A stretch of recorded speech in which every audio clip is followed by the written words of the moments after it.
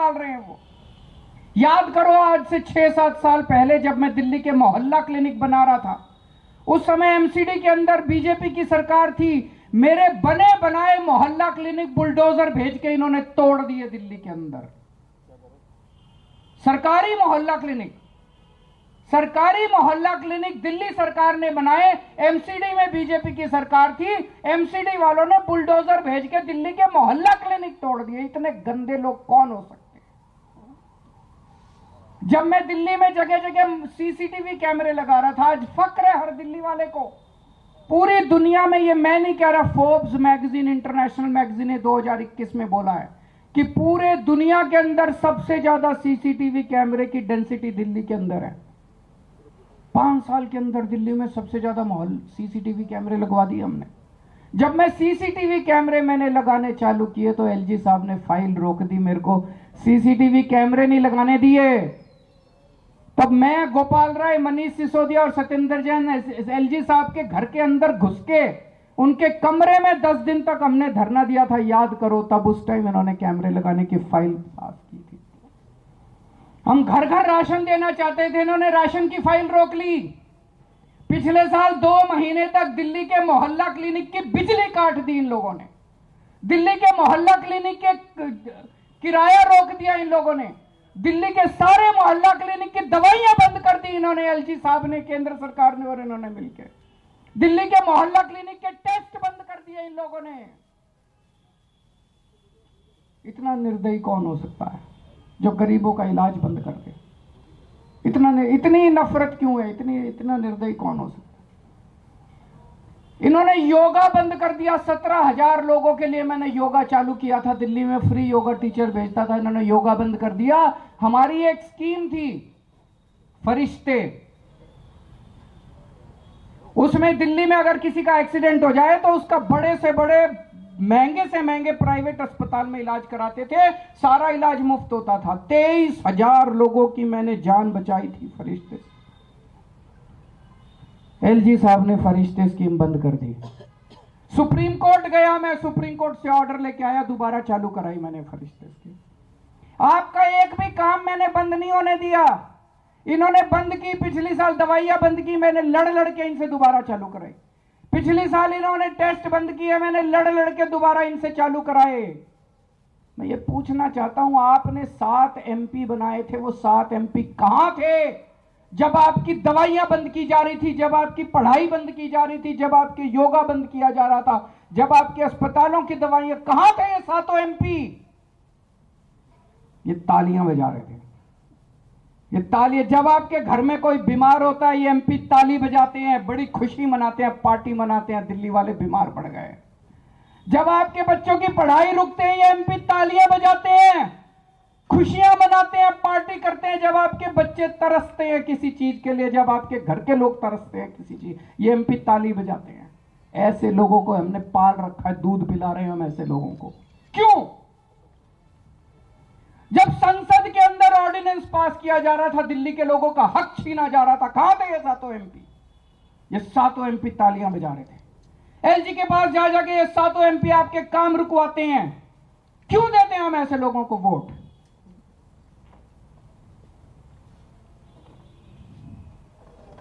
कल मैंने बिजली सब्सिडी पास की है कैबिनेट में, मैं आपको बता नहीं सकता कितना लड़ना पड़ा है मेरे को। ये चाहते हैं, मैं ये कहता हूं भाई हम अच्छे काम कर रहे हैं, तुम भी करो। हमने दिल्ली में 24 घंटे बिजली कर दी, तुम क्यों नहीं करते? तुम भी करो, यूपी में करो, मध्य प्रदेश में करो, जहां जहां, राजस्थान में करो, जहां जहां तुम्हारी सरकार है तुम करो, गुजरात में करो। हमने बिजली मुफ्त कर दी, तुम भी करो। कह रहे ना हम तो नहीं करेंगे, तेरे को भी नहीं करने देंगे। बड़ी मुश्किल से, मैं बता नहीं सकता दिल्ली वालों मैंने कितनी मुश्किल से तुम्हारी बिजली सब्सिडी पास कराई है। अगले 1 साल के लिए अब आपको मुझे बिजली फ्री मिलती रहेगी। आज मैं अकेला लड़ रहा हूं इन लोगों से, एलजी से अकेला लड़ रहा हूं, बीजेपी वालों से अकेला लड़ रहा हूं, इन 7 सांसदों से अकेला लड़ रहा हूं, केंद्र सरकार से अकेला लड़ रहा हूं।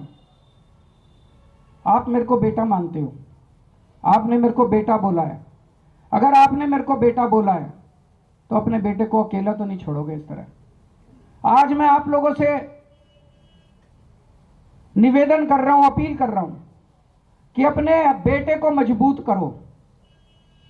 आपने मेरे को 70 में से एक बार 67 सीट दी, मेरे को मजबूत किया। दूसरी बात, 70 में से 62 सीट दी, मेरे हाथ मजबूत किए विधानसभा के अंदर। मैं बड़ा शुक्रगुजार हूं। आज ये जो मैं इनसे लड़ पा रहा हूं थोड़ा बहुत, ये इसी वजह से लड़ पा रहा हूं। जो भी थोड़े बहुत काम कर पा रहा हूं इसी वजह से काम कर पा रहा हूं, क्योंकि आपने इतना भारी बहुमत दिया था। अगर आपने 70 में से 40 सीट दी होती, ये बीजेपी वाले सरकार तोड़ देते, गिरा देते, खरीद लेते, डरा देते मेरे एमएलए को। ये तो आपकी दुआ है, आपकी कृपा है, आपका आशीर्वाद है, आपका प्यार है कि आपने 70 में से 62 सीट दी। इसी तरह से जैसे आपने विधानसभा में मेरे हाथ मजबूत किए, अब संसद में मेरे हाथ मजबूत कर दो। संसद में मेरे को 7 एमपी दे दो, जो इंडिया गठबंधन के हैं 7 एमपी दे दो।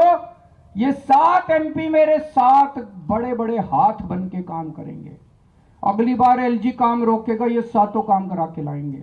अगली बार अगर केंद्र सरकार काम रोकेगी, ये 7 काम रोक के काम करवा के लाएंगे।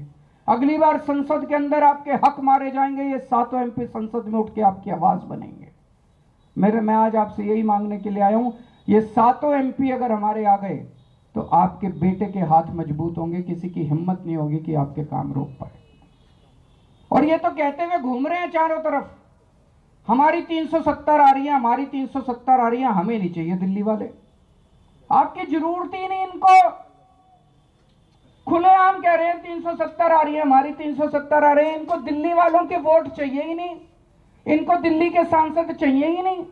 मेरे को चाहिए आप, मेरे को आपकी जरूरत है, मेरे को दिल्ली वालों की जरूरत है, मेरे को दिल्ली वाले चाहिए, मेरे को दिल्ली के 2.5 करोड़ लोग चाहिए, मेरे को उनसे प्यार है। मैं दिल्ली वालों से प्यार करता हूं, ये आपसे नफरत करते हैं।